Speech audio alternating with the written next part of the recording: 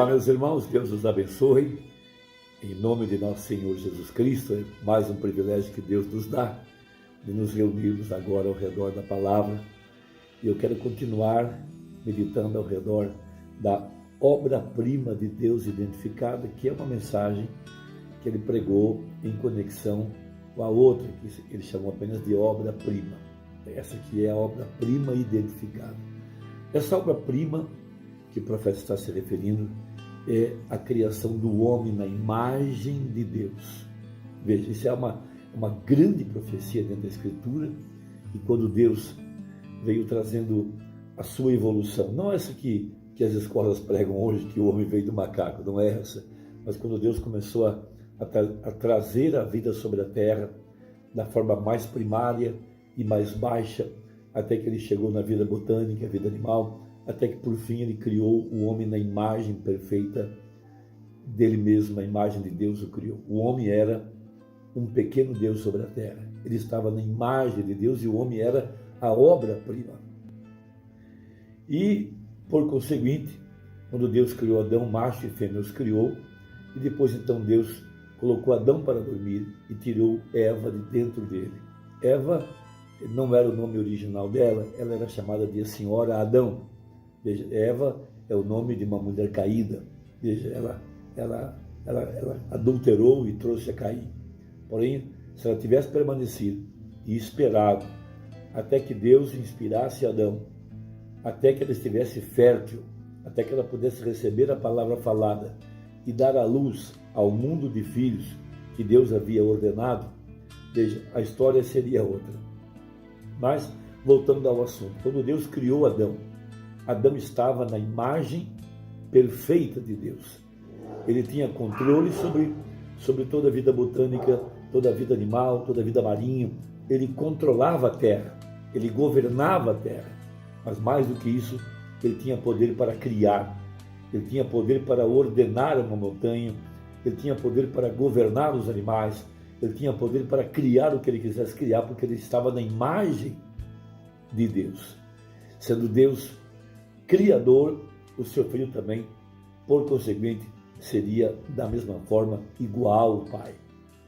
Então veja, em Gênesis capítulo 1, a partir do verso 24, nós temos a criação do homem. E disse Deus: produz a terra alma vivente, conforme a sua espécie, gado e répteis e bestas feras da terra, conforme a sua espécie, e assim foi. E fez Deus as bestas feras da terra, conforme a sua espécie, e todo réptil da terra, conforme a sua espécie, e viu Deus que era bom.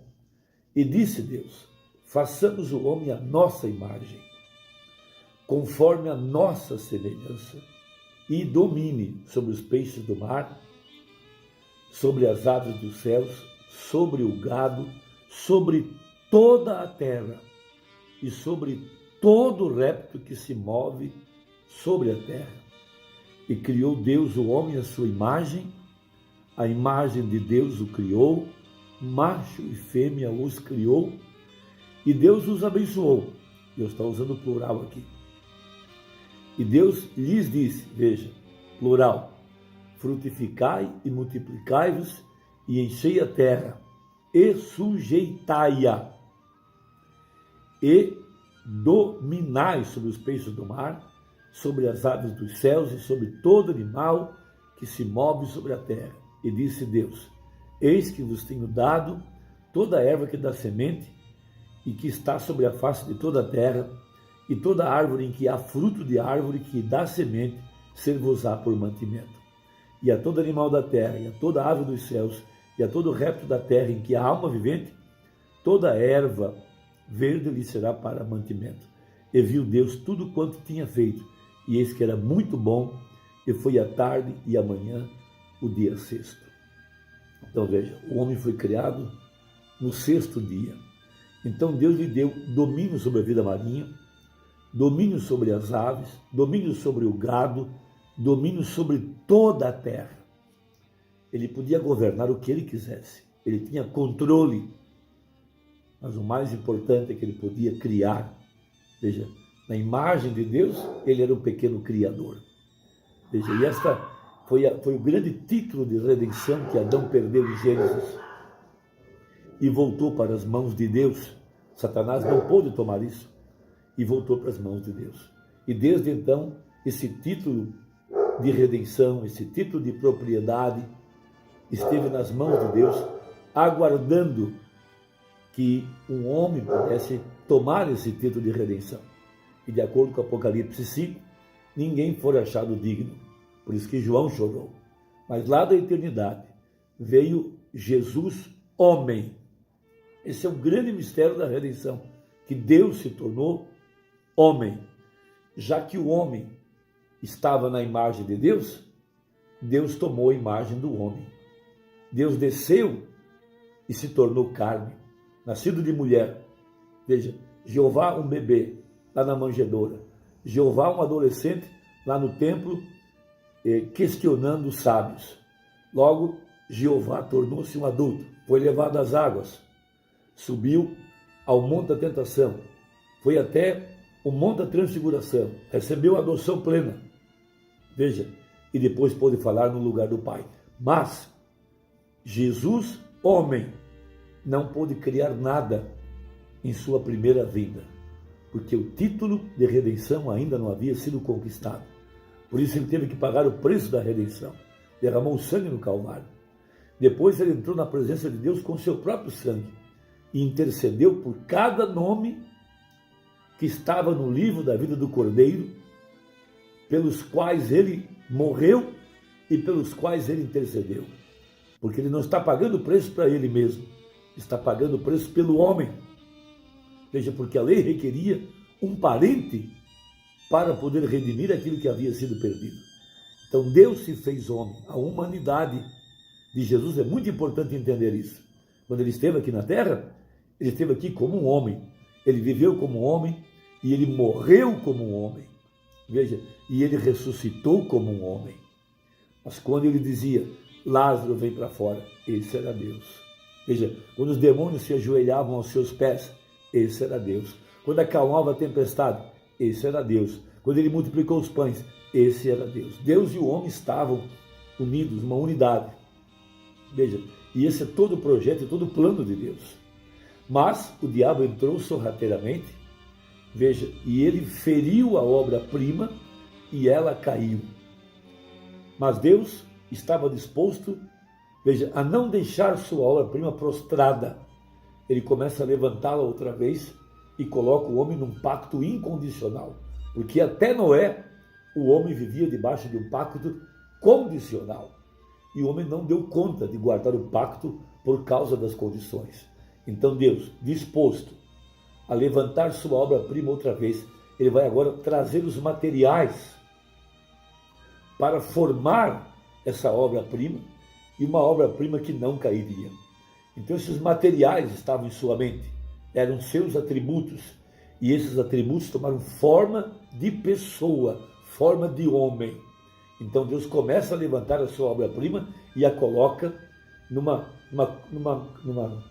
nas bases incondicionais, do amor incondicional. Por isso ele disse para Abraão, quando ele começa a levantar a obra-prima, abençoando, te abençoarei, e multiplicando, te multiplicarei. Então Mombrana traz isso de uma forma tremenda na mensagem, a obra-prima identificada. Evidentemente que hoje nós não vamos esgotar todo o assunto, mas quero recordar, veja, quando Mombrana toma o livro de Efésios, é um livro muito profundo, e é um livro que precisa ter muito entendimento da Escritura, precisa ter o batismo com o Espírito Santo para alcançar a revelação da palavra e entender cada parte desse livro. Mas ali no capítulo 2, verso 10, há algo muito importante para ser entendido, que a verdadeira igreja, ela é feita, ela é criada por Deus segundo a sua vontade, baseado na eleição. Veja, assim como um homem pode escolher a sua companheira, Deus também se deu ao direito, ele não consultou ninguém, é a sua soberania, como o rei ele é soberano, e ele se deu ao prazer, ele se deu a sua grande benevolência, e ele elegeu, e ele pôde então criar, ele mesmo fez a sua noiva, para que ela pudesse agradá-lo perfeitamente. Então ele traz os materiais para formar esse corpo e ele começa a levantá-lo, primeiro com fé. Abraão estava representando o primeiro material, fé. Logo Deus acrescenta o segundo material, amor, Isaac. Logo ele acrescenta o terceiro material, graça, Jacó. Veja, não importa o que Jacó fez, todas as suas falcatruas, todos os seus enganos, tudo que ele fez, a graça de Deus estava sobre ele. Logo Deus traz a perfeição. José, a quarta base. Deus está formando uma base para colocar sua obra-prima e ele coloca os materiais mais finos. E esses materiais estão representados nos patriarcas. E já ali estão eles, uma pedra viva, material humano. E cada um está cumprindo um propósito. Cada um está cumprindo um plano na mente de Deus.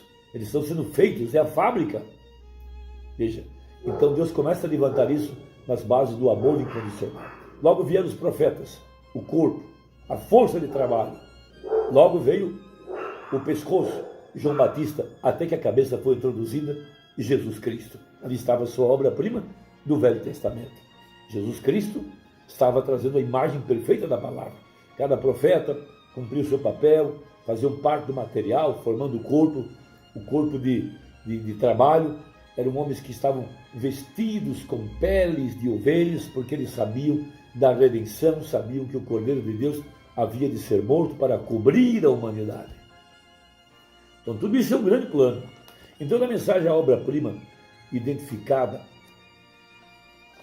parágrafo 51 a seguir, veja, vamos voltar agora aos nossos pensamentos de Michelangelo ao grande escultor. O Bando estava usando a obra-prima de Michelangelo, que foi a estátua de Moisés. Cada um de nós conhece essa história. Veja, Michelangelo tirou de dentro de si mesmo, por inspiração, aquilo que ele recebeu de Deus, do que seria a imagem de Moisés. Veja,